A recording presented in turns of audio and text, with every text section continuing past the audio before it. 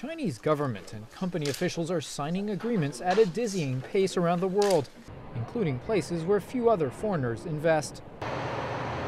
China's Zhonghui Mining Group this year signed a copper mining deal in Zambia valued at $3.6 billion. And Chinese firms are signing other deals in Africa and other parts of the world for access to oil and other commodities to fuel China's growing economy. J. Peter Pham is an Africa expert with the Atlantic Council in Washington. He thinks Chinese officials have been astute during their commodities buying spree.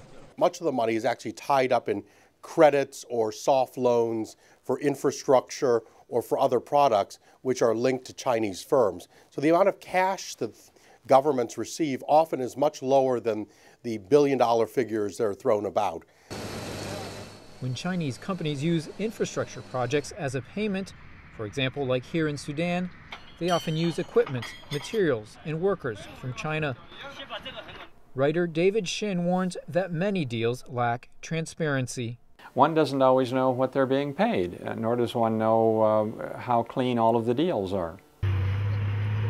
Environmental advocacy groups are also concerned. In many parts of Southeast Asia, including here in Indonesia, the environmental group Greenpeace says China's purchases of palm oil, timber, and paper contribute to deforestation.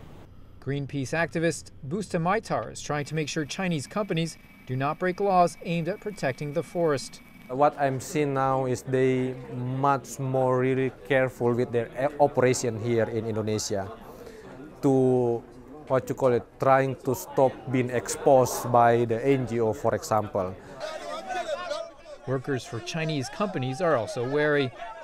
In Liberia, where China has overtaken the United States as the leading business partner, many workers complain of mistreatment and low pay from Chinese bosses. This woman was part of a protest in Monrovia. They have no care. Sometimes they play fun out of us. They're always laughing at us, beating up on the job site.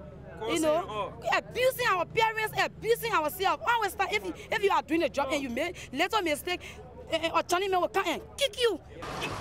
Chinese officials reject these accusations. They also say that unlike Western investors, Chinese investors do not meddle in internal politics.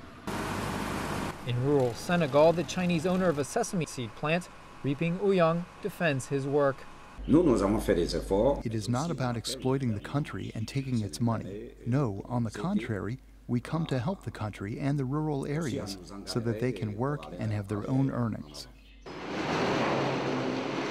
Most commodity prices have risen sharply since the turn of the new century, coinciding with growing Chinese needs. Economists say the commodity price boom could continue over the next 10 years or so, while China's enormous commodity appetite will last much longer, and its effects will only deepen. Nico Columbus, VOA News, Washington.